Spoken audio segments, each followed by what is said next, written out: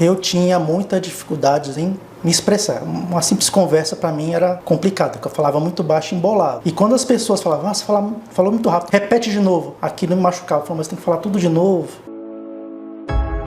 Olá, sejam muito bem-vindos em mais um VerbaCast, episódio 2, e hoje com esse convidado mais do que especial, Edir, o nosso aluno que teve o maior número de presença em aulas e o maior número de palestras, de apresentações nas aulas SED. Seja muito bem-vindo, Edir. Agora que eu traduzi quem é você como verbalizador, conta um pouquinho mais pra gente quem é você fora da Verbalize.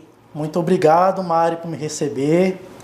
Meu nome é Edir Rodrigues, eu sou servidor público do TJDFT desde 2014. Sou bacharel em Direito, fui advogado, sou pós-graduado pela Escola do Ministério Público em Direito Público e terminei também a pós-graduação pela PUC Minas em Direito Tributário. Eita, deu para perceber que o Edir gosta de estudar, não é verdade? E muito. E muito. Tanto é que ele é um aluno de destaque aqui da Academia Verbalize. Não só da academia, né, Edir? Você fez também mentoria com a gente? Fiz muitas mentorias. Fiz até mentoria quando eu estava recém-operado de muleta em casa. Foi mesmo. Com a Luana. E o Edir também participou da academia online. Você lembra dessa época? Lembro.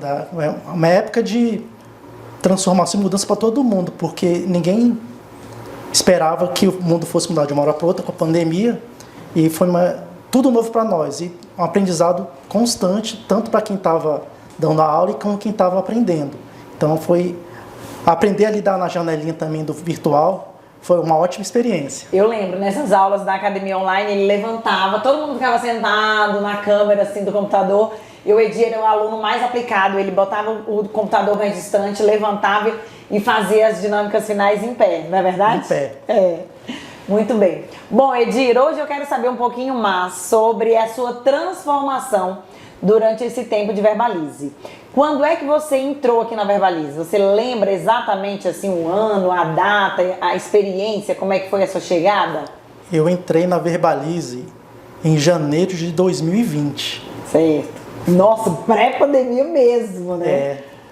E eu não esperava assim que fosse um curso. A primeira aula foi surpreendente, porque a gente vai para um curso de oratória, pensa que você vai receber umas noções, você faz um discurso assim, bem cartesiano, e depois vai no púlpito e fala aí para as pessoas.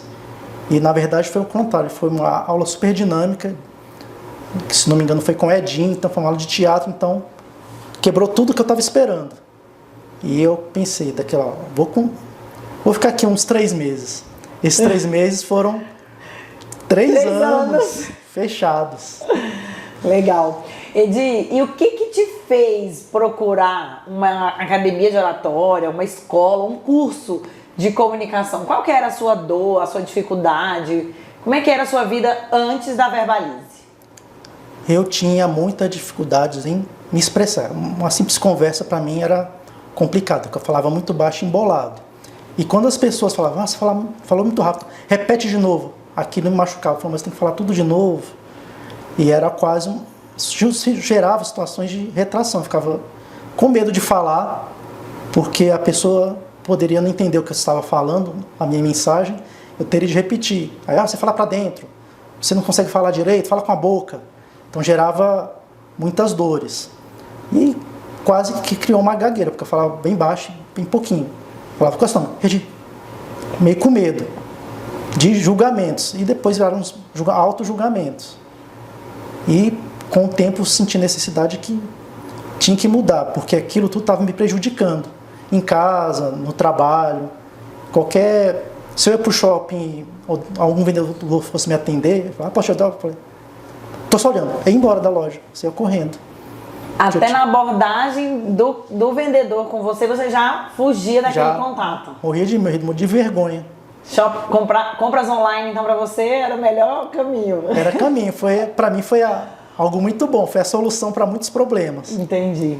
E o que de fato você viveu que você falou assim, não, pronto, a partir de hoje chega, é o basta. A partir de hoje, nessa situação que eu vivi, eu vou melhorar, eu vou buscar ser diferente. Foi um conjunto, porque eu também estava passando por um período de isolamento muito grande. Uma série de problemas pessoais, profissionais, então o meu recolhimento foi minha arma para poder me proteger e sair daquelas situações. E de repente comecei a me conhecer melhor. E a forma de melhorar, me conhecer também foi aprendendo a me comunicar. Porque eu comecei também, quando vim aqui, comecei a ver as crenças limitantes, aquilo que eu pensava que existia em mim não existia, pensava que era muito tímido, na verdade, não é isso que hoje as pessoas veem em mim, pensam que eu sou uma pessoa legal, divertida, que consegue falar. Quando alguém me conhece hoje para falar, eu sabia que eu sou tímido. Você? Como? Eu sou. E fui muito tímido, já trabalhei muito, tá? Fui muito tempo aluno de comunicação oratória, estou entusiasta desses temas e hoje eu consigo, assim, com muita propriedade me expressar, falar o que eu sinto, falar o que eu penso de maneira assertiva, eloquente e não agressiva, que é importante. A gente tem que saber se posicionar, ainda mais nesse ambiente, nesse mundo que a gente está de polarização, de é sim ou não, ou você é do meu lado, você está contra mim. A gente pode também saber colocar as nossas posições, as nossas ideias de uma maneira tranquila e sem agredir. E se o outro concordar ou não, é do jogo. Exatamente. E me conta como é que foi a percepção do outro, né? Quando você começou a se desenvolver, começou a perceber, então, mais clareza, um ritmo melhor, uma entonação mais adequada, como as pessoas reagiam a esses primeiros sinais de mudança? É muito importante essa pergunta, Mari, porque eu costumo dizer que quando a gente começa a realmente trabalhar a comunicação oratória, o melhor termômetro são as pessoas que estão ao nosso redor. Show. Então, às vezes é um vizinho, poxa, você está bem falante, o que foi, o que aconteceu? Ou você faz uma ligação, simples ligação. A pessoa, nossa, como sua voz mudou, você está falando tudo tão bem claro, pausado, estou entendendo tudo. Você está diferente. Esse você está diferente traz aquele ânimo, está dando certo. Sim. Então, porque normalmente você não percebe as mudanças todas. Só quem está um pouco mais distante é que vê aqueles saltos. Que fica mais óbvio, né? Mais notório. Porque para você parece que está sendo você mesmo, né? As mudanças, elas acontecem, você vai percebendo isso a cada aula, mas de fato quem está de fora é que consegue ver a sua grande transformação, né? É. E como é que você consegue descrever pra gente sobre essa transformação? O que você percebeu e que também as pessoas ao seu redor perceberam que foi essa mudança, que foi essa transformação? A transformação que eu entendo que foi maior é no sentido de me expressar, de saber colocar os meus entendimentos, as minhas posições de maneira firme, equilibrada, porque muitas vezes a gente é levado a limite. Aí você vai, o copo vai enchendo, de repente transborda. E quando transborda, você fala alto, agressivo e tudo. E muitas vezes pode até perder a razão. E essa minha transformação é isso, é saber me expressar, saber me comunicar, porque eu tenho uma habilidade de escrita enorme. Tanto que eu trabalho de leitura e escrita todo o tempo. Inclusive, quando eu era criança, eu ganhei um concurso de redação. Olha, já na estrutura de conteúdo. Bom, você trouxe aí de uma forma natural os 3 grandes pilares da comunicação. Compartilha aí pra mim, Edi, quais são esses 3 grandes pilares da comunicação? Os 3 pilares são inteligência emocional, forma e conteúdo. E se você pudesse elencar do primeiro pro terceiro, como é que você colocaria em ordem esses 3 pilares? Na ordem de importância? Isso. Pensar um pouquinho aqui. Não tem resposta certa, tá?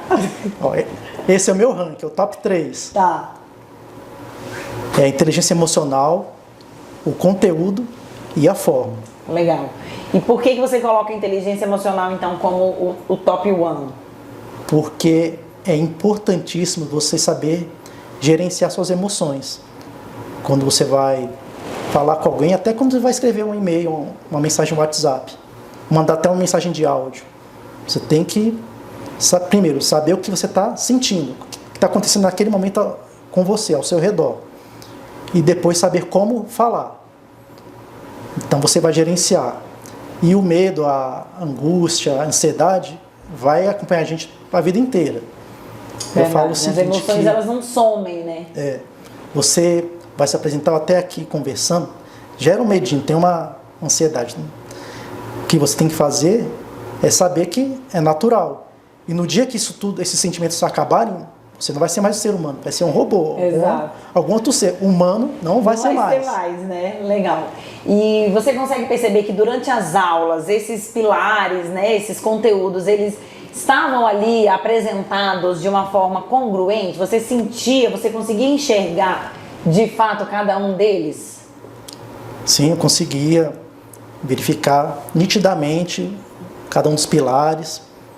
Até os professores, os facilitadores, eles falavam, essa aula aqui é de inteligência emocional, isso aqui é mais voltado para o conteúdo, para a forma. Certo. E são conteúdos que são interligados. Sim. Não adianta você estar só bem da inteligência emocional se você não tiver um bom conteúdo, saber o que você vai falar e para quem vai falar. Exato. E a forma, a maneira como você vai transmitir aquele conteúdo, aquela experiência, é importante também.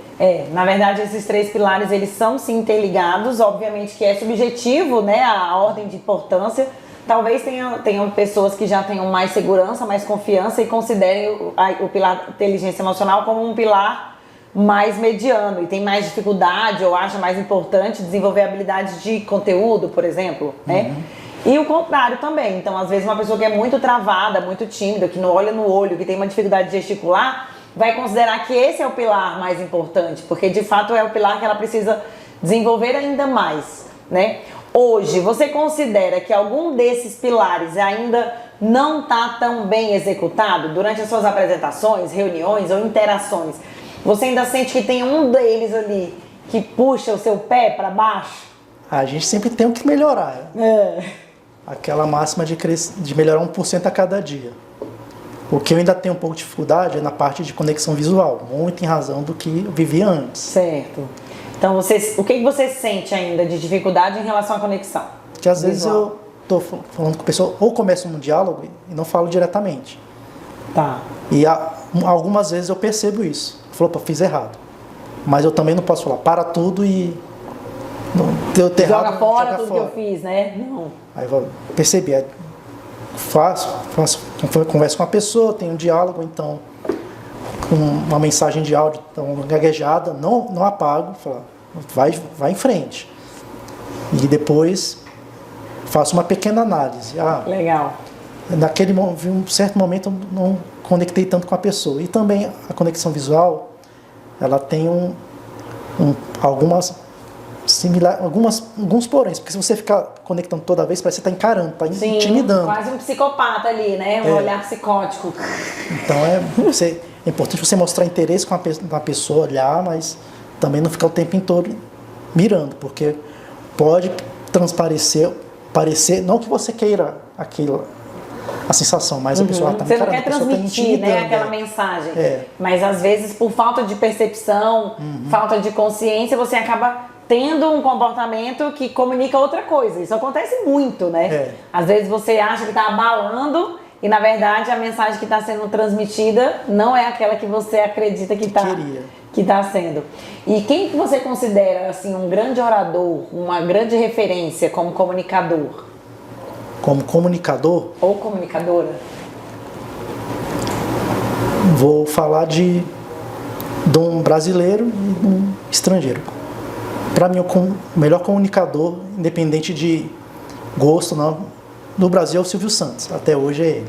Legal. Porque é uma pessoa que venceu barreiras, era filho de imigrantes, pobre, e conseguiu. Não queria ser dono de emissora, então, para poder continuar o trabalho dele, ele teve que ser dono de emissora e tudo através da voz, que ele começou no rádio. Sim.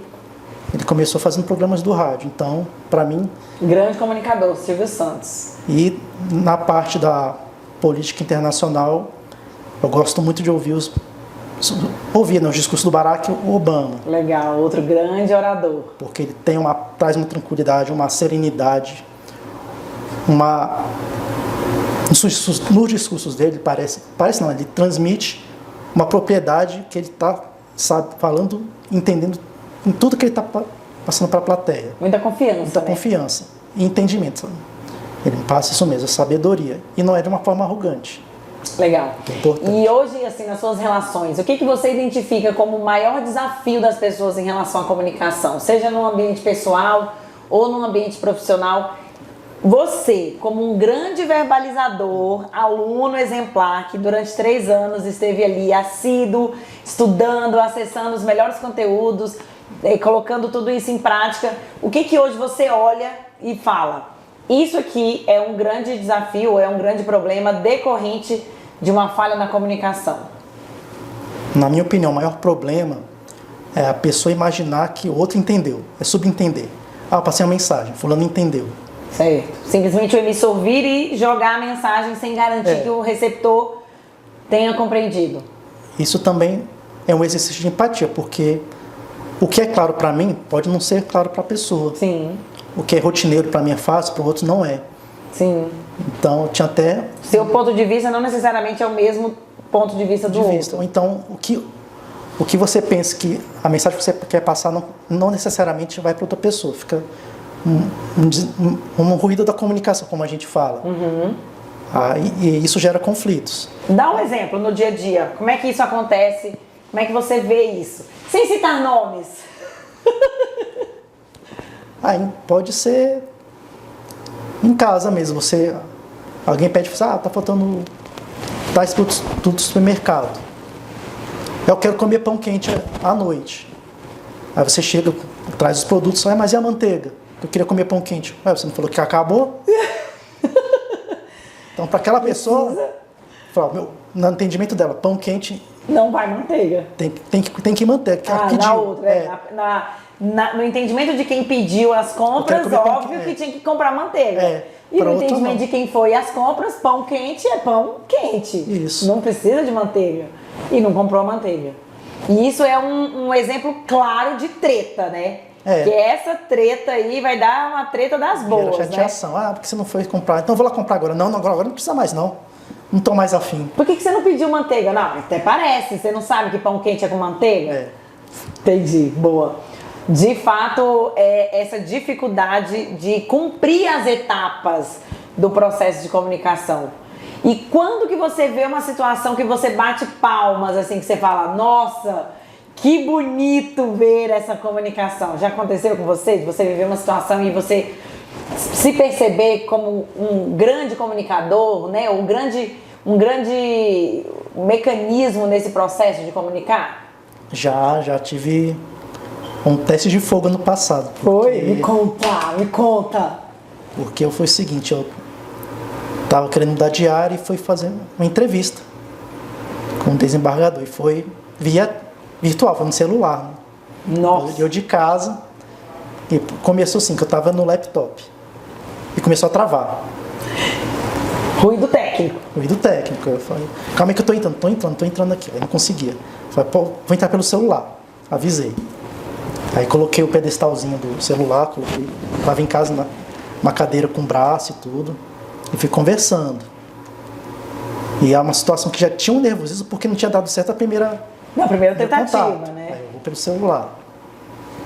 E tinha também colocado uma boa roupa. Mesmo estando em casa, tinha uma boa apresentação pessoal. E fui conversando de maneira clara, tranquila. Ele falou, seu nome, como é que falei? É Edir mesmo? É isso mesmo, doutor. Muito obrigado por acertar. E fui conversando. Você, assim... Foi uma conversa fluida, eu muito calmo, nada de ruídos, pausadamente. Não me intimidei pela figura de autoridade que estava do outro lado. Sim. Porque aí seria um grande desafio, né? Você gerenciar suas emoções diante de um medo ou desse receio por ele ser uma autoridade. Talvez isso pudesse colocar a perder todo o seu preparo, né? Todo o seu conteúdo e tudo. E o nervosismo pela própria situação. Eu estou sendo avaliado. Então, se eu falar qualquer bobagem... Já era. E aí, ao final dessa entrevista, como é que você se sentiu? Eu me senti bem. E confiante, porque ao final ele falou assim, quando você estiver trabalhando com a gente aqui, quando você estiver aqui com a gente, então já tinha um feedback... de que você foi bem selecionado. E que você estava sendo selecionado. E o coração? Depois que desligou o celular, consegui. Vamos ver se Eu vou ser Vai mesmo se selecionado. concretizar, né? Legal. E o que você poderia deixar de recado, então, para as pessoas que talvez numa situação como essa se desorientassem, desistissem dessa grande função que é se preparar para trazer uma boa mensagem, né? Se preparar para de fato ter uma boa comunicação. Então hoje as pessoas elas têm muitos receios, muitas dúvidas, muitos medos, muitas dificuldades em como se colocar, como compartilhar seu ponto de vista, sua mensagem. E por muitas vezes elas não alcançam o sucesso, ou não alcançam uma boa satisfação por essa limitação, por essa crença limitante. Você, como um grande verbalizador que superou grandes crenças, o que você poderia dizer para essas pessoas que estão do lado de lá ainda? Que não tenha medo, e não se julgue, não fique com medo de ser julgado, de ser rejeitado, porque a primeira rejeição vem de nós. Não fique com vergonha da sua voz, que você não consegue falar bem, ou que não tem um vocabulário rebuscado, ou que não consegue falar frases longas. Seja você mesmo. Além do mais, eu ouvi uma vez uma frase que me marcou, que os melhores momentos da nossa vida vêm depois do medo. Então, em frente, porque o melhor ainda está por vir, sempre. Muito obrigada, Edi. Bom, e para quem está fugindo da aula sede, qual é o conselho, Edi? Fugindo da aula sede? Para quem fez 28 e só não fez mais porque não teve chance. O SED é a melhor forma de você aplicar todo o conteúdo que aprende na Verbalize. Porque quem vai estar te olhando vão ser os seus colegas, quem vai estar te avaliando vai ser o seu facilitador. E aqui tem um sentimento de pertencimento, de acolhimento enorme. Então, você não vai ser avaliado, não vai ser criticado. Vai ter elementos para você melhorar. As pessoas estão aqui para te ajudar, não para te derrubar. Então, encare como um momento de crescimento, de você dar um salto maior na sua comunicação, na sua oratória, dentro de um ambiente que é acolhedor. Então, não tenha medo, não fique com vergonha, não queira fazer a melhor apresentação da sua vida, porque elas vão acontecer. E você traga algo que te faz bem, um filme ou algum conteúdo que te faça bem e que você entenda que vai ajudar as pessoas também. Sim, nesses é muito mais também sets, sobre o outro, né? Não necessariamente sobre si. Eu não repeti quase nenhum conteúdo e não falei nada de trabalho. Era sempre algum assunto que me chamava a atenção, algum tema que para mim era interessante e eu trazia para o pessoal. E repito, não tenha medo do SED. O SED é seu amigo. Exatamente. E o que é a comunicação para você? Então, fazendo esse olhar, né, de que muitas vezes é necessário superar o medo, encarar de fato esses desafios que a Verbalize traz aqui durante os encontros. O que é a comunicação? Como é que você poderia definir isso para a gente? Para mim, a comunicação é a chance de você se mostrar para o mundo. Massa. Conseguir se revelar. Sem medos. Sem medos e da forma que você é. Com qualidades, defeitos. E se mostrar e não ter medo de críticas. Porque as pessoas se encolhem, ficam com medo exatamente. Que vão achar de mim. Eu não tenho nada de legal para mostrar para as pessoas. Eu também convivia com esses medos. Pensava, minha vida é tão sem graça, não tem nada, nenhuma história boa não. E algumas situações que a gente vive são boas, tanto engraçadas, ou para trazer algo de bom, de positivo, algo de aprimoramento, ou então lições para você superar desafios. Então, nós podemos com a comunicação nos mostrar para o mundo de uma forma ótima e sem medo. Exatamente. Então, para você que esteve aqui com a gente, ouvindo, conhecendo um pouco mais sobre o Edi, fica aqui o meu convite para você também superar o seu medo, para você também permitir que as suas qualidades e os seus defeitos sejam muito bem comunicados. Afinal, quem está aqui tem um jargão, né, Edi? Vamos nessa? Sim, vamos. 1, 2, 3 e... Quem verbaliza, se conecta!